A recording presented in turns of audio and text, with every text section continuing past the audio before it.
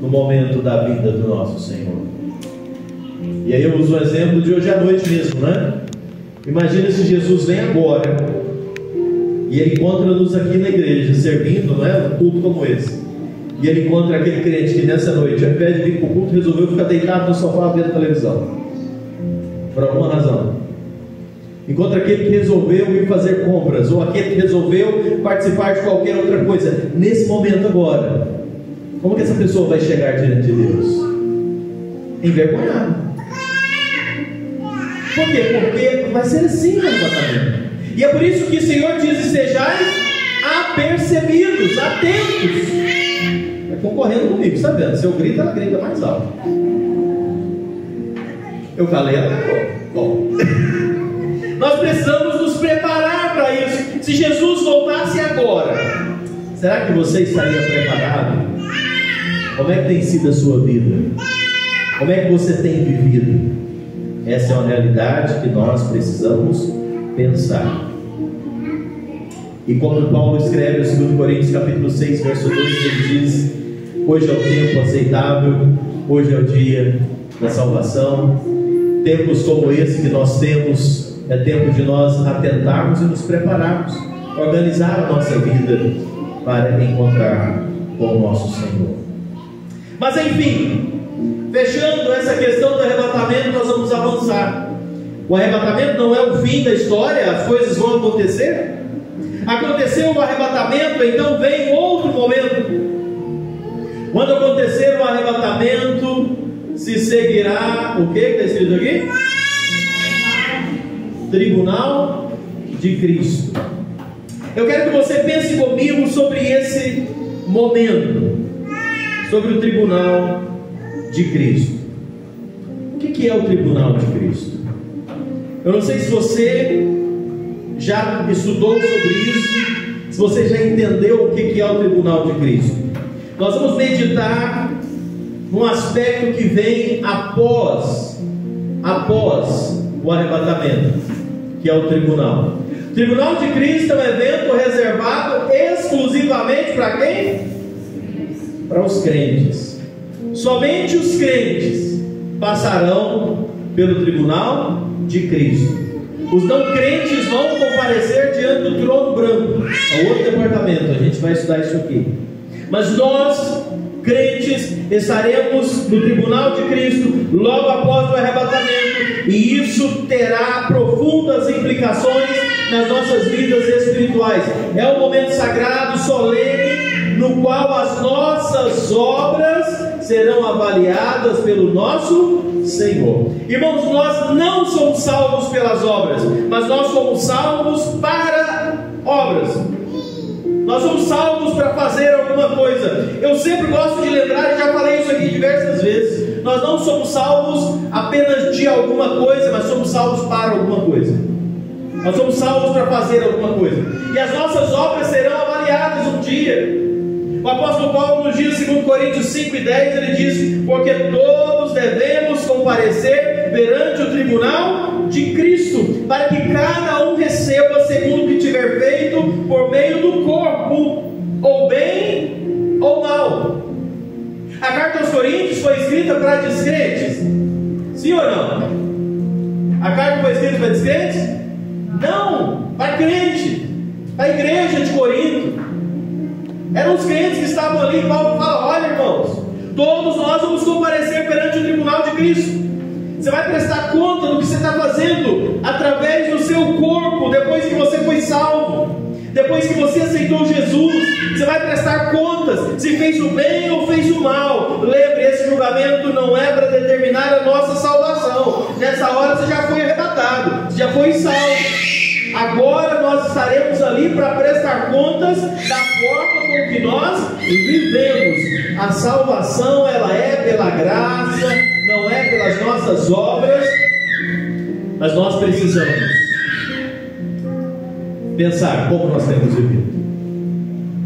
O tribunal de Cristo tem como objetivo avaliar as nossas obras enquanto estávamos aqui no corpo. E não pense, irmãos, não pense. Se você está pensando assim, eu sugiro que você repense na sua salvação.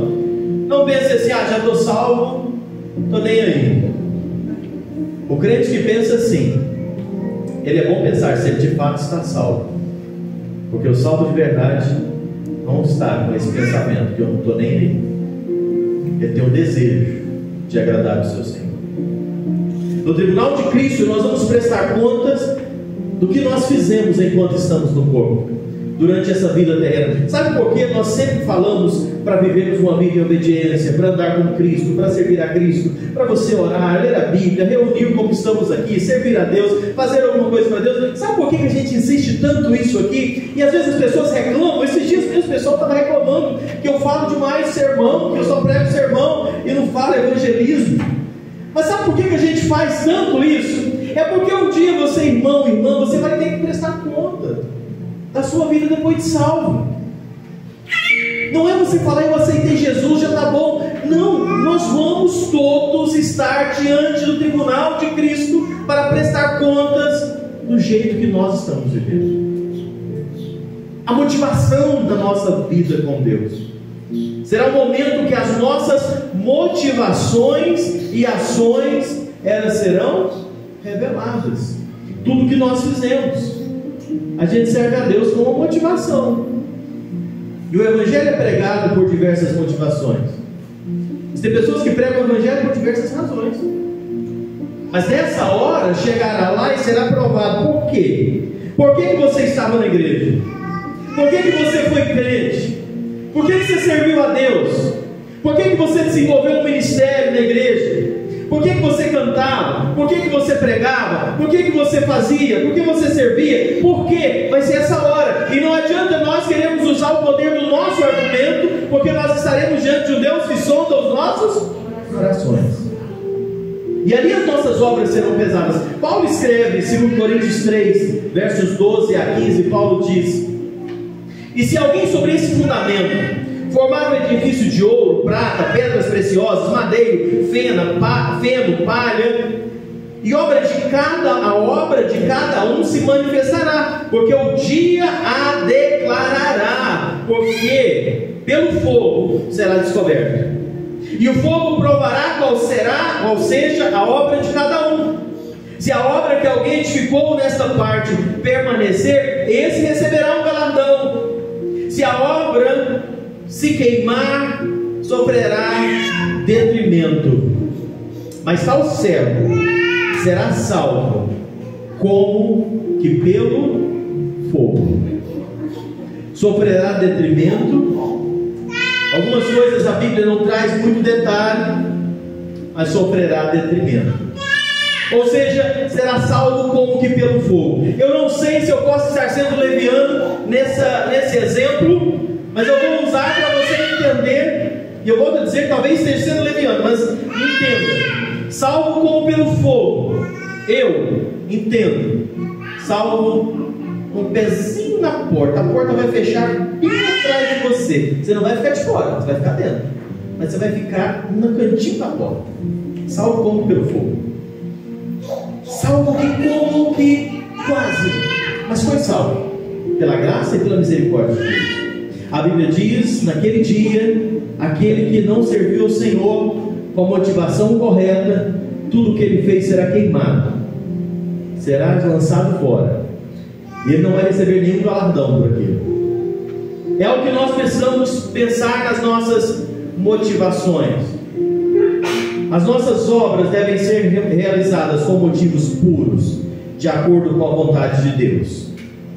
Não é servir a Deus por ambição, não é servir a Deus com desejos de vaidade, não é servir a Deus para aparecer, para ganhar, para se promover, para ficar rico, para ter lucro, para ficar famoso, como muitos nós vemos hoje.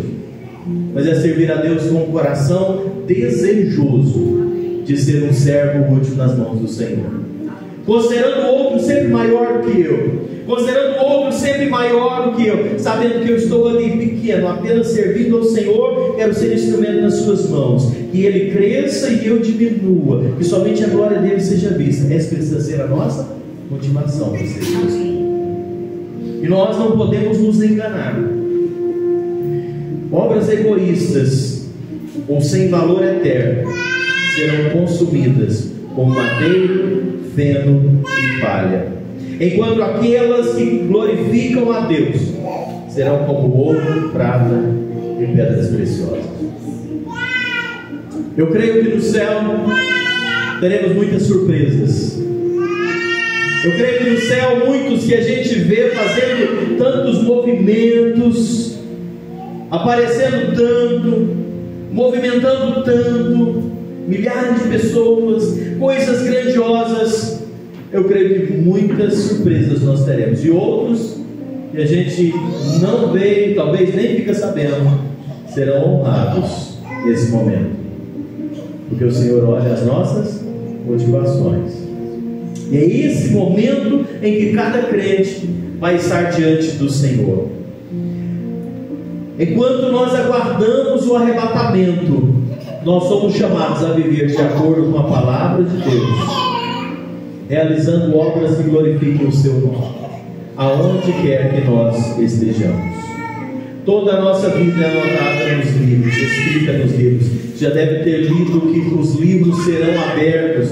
Um livro vai ser aberto, vai ser julgado de acordo com o que estiver no livro. Todas as nossas obras, as nossas atitudes, todas registradas ali. E a palavra de Deus nos chama assim, Mateus 5,16: assim resplandeça a vossa luz diante dos homens, para que vejam as vossas obras e glorifiquem o vosso Pai que está nos céus.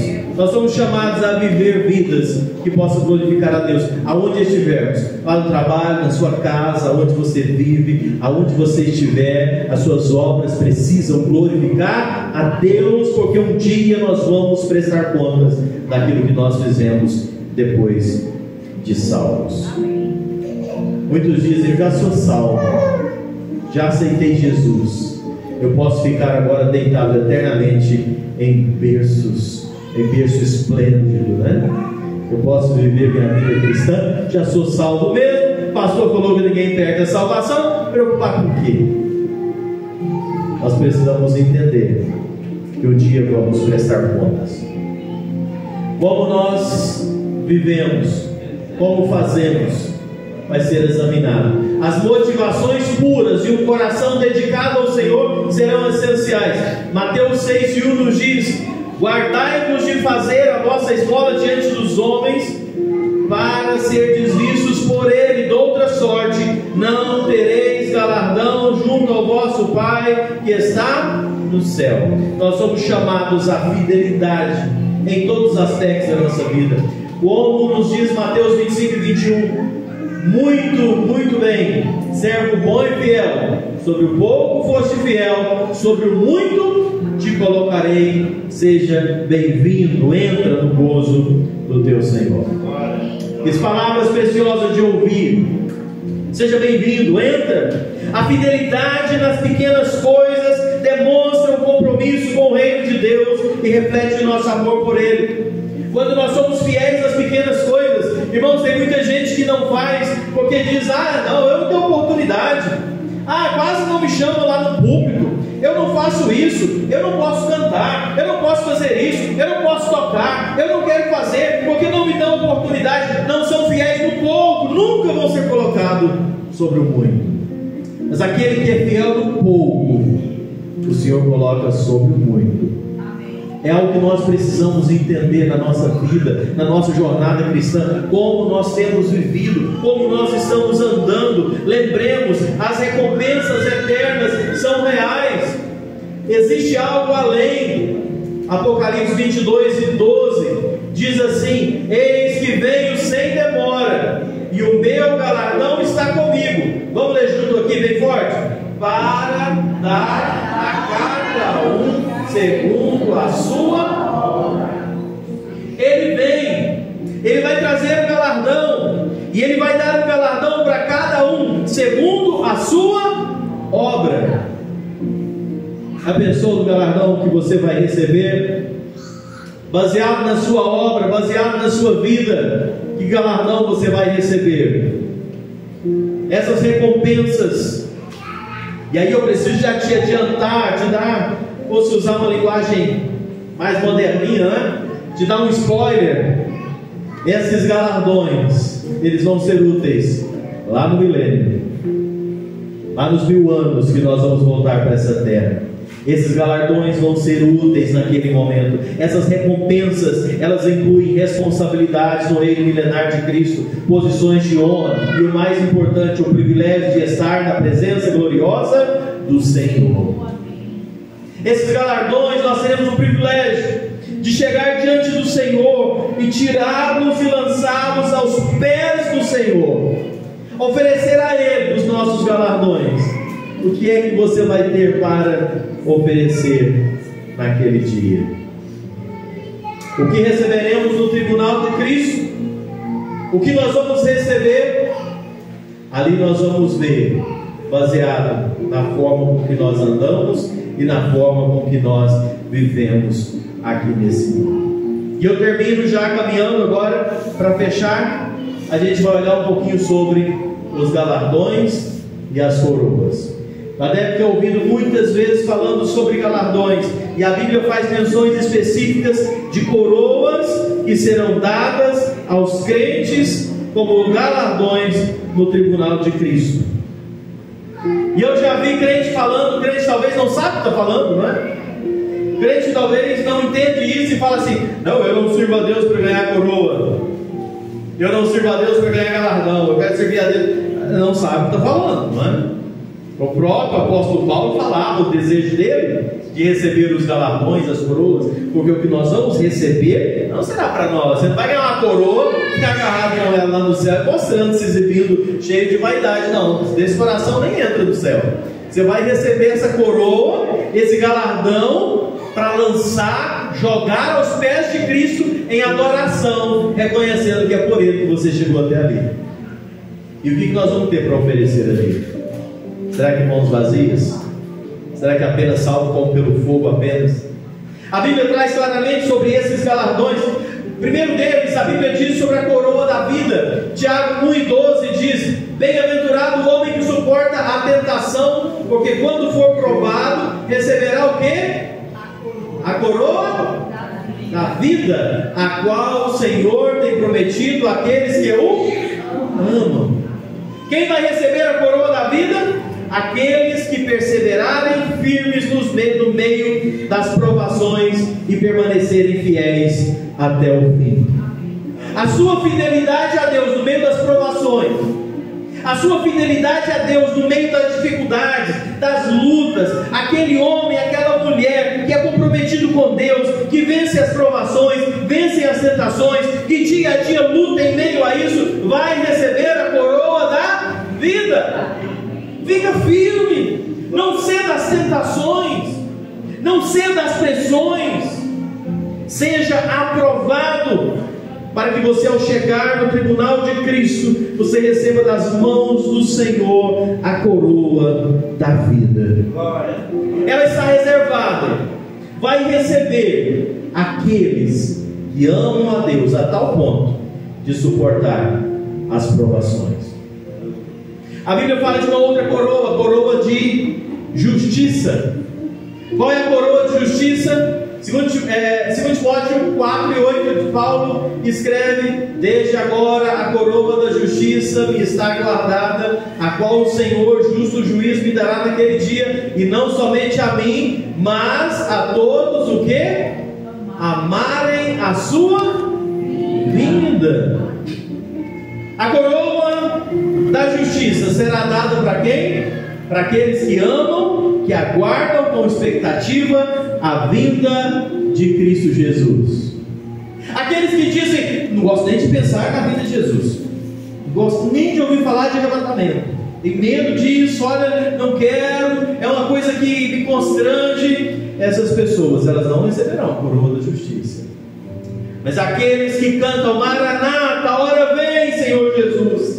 Aqueles que anseiam que Jesus pudesse voltar agora mesmo, hoje mesmo, que o arrebatamento seja agora, que o Senhor venha buscar. Aqueles que amam a sua vinda, que proclamam, que declaram, que querem que Ele venha quando chegarem no tribunal de Cristo. Eu desliguei o microfone na bancada. Quando chegarem diante do tribunal de Cristo, vão receber das mãos dele a coroa da justiça.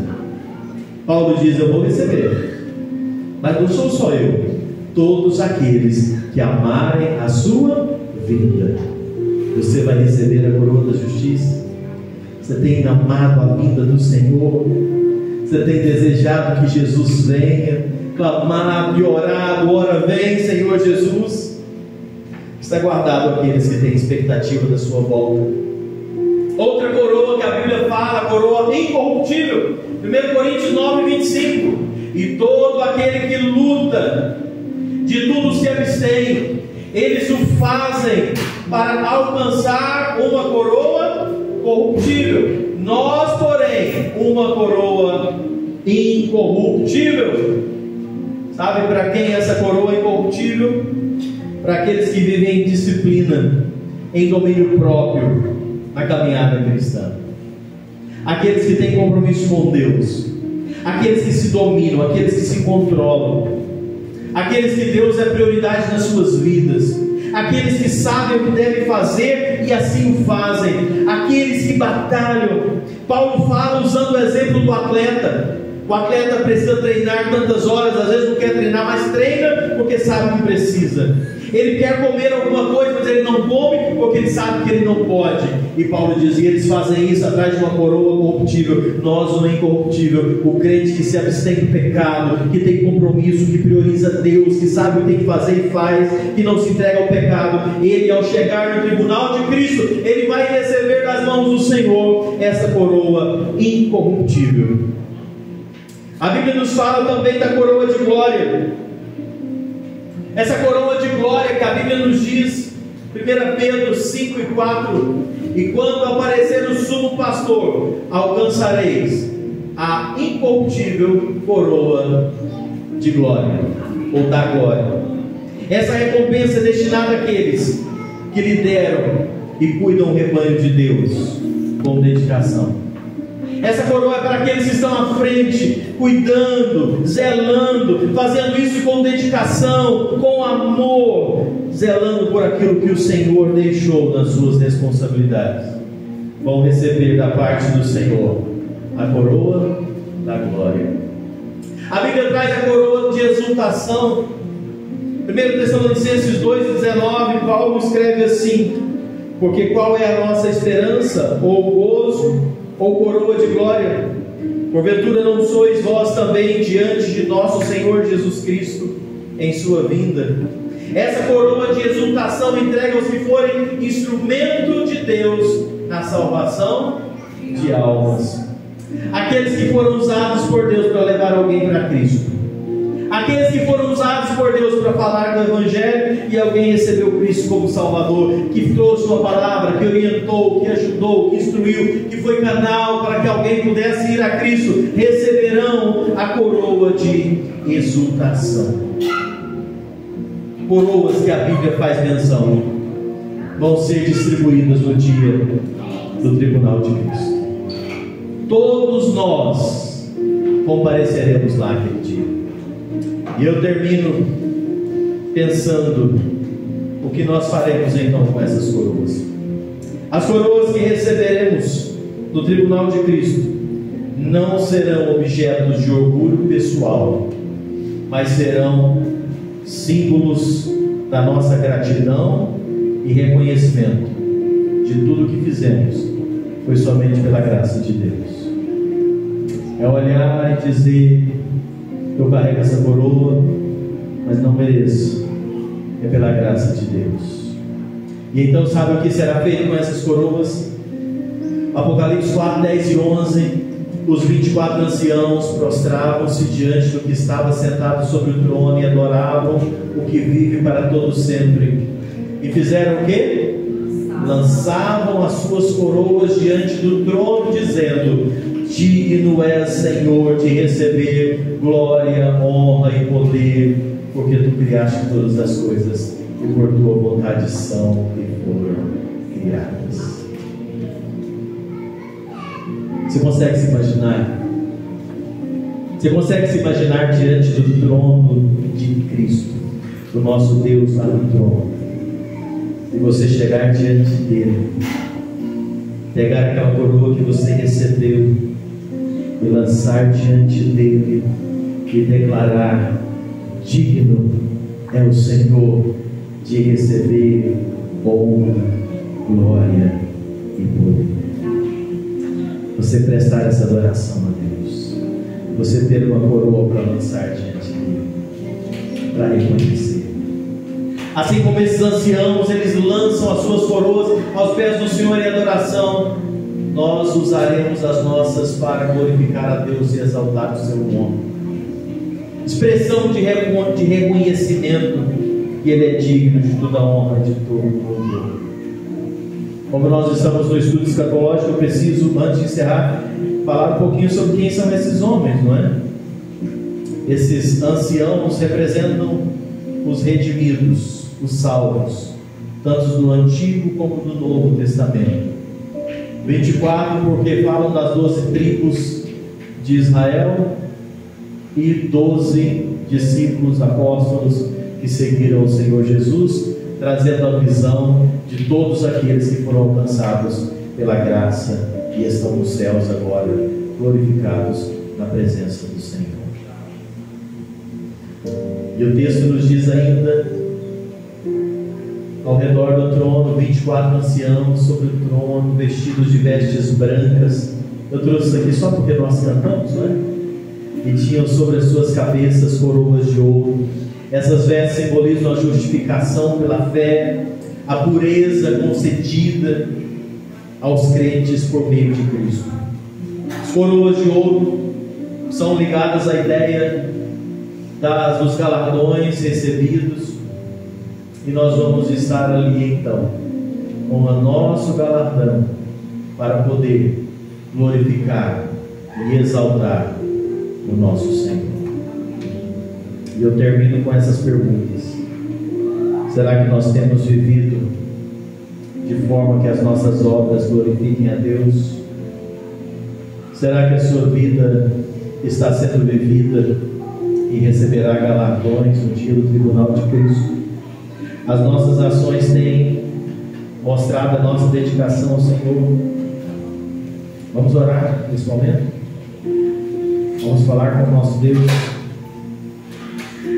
Que momento glorioso será o dia em que nós vamos estar diante do tribunal de Cristo. Senhor nosso Deus e Pai, nós estamos diante de Ti nessa noite, com toda a humildade e reverência, reconhecendo a Tua grandeza e o Teu poder, ó Deus. Ó Pai, nós Te louvamos e glorificamos o Teu nome, porque Tu és santo, justo e fiel. Obrigado, ó Deus, pelas Tuas promessas. Obrigado pela esperança viva que nós temos em Ti através de Jesus Cristo. Nós temos meditado, ó Deus, na iminência do momento do arrebatamento. O Senhor conhece a situação de cada pessoa aqui, as lutas, os medos, as dúvidas, e nós pedimos que o Senhor possa trazer consolo e esperança ao coração daqueles que já têm essa esperança em Cristo Jesus. Que o Senhor possa estar desafiando cada um de nós aqui a vivermos vidas em santidade, em conformidade com a Tua vontade, para que quando chegar esse momento de estarmos diante do Senhor, nós possamos testemunhar diante do Senhor tudo aquilo que o Senhor fez em nós e através de nós.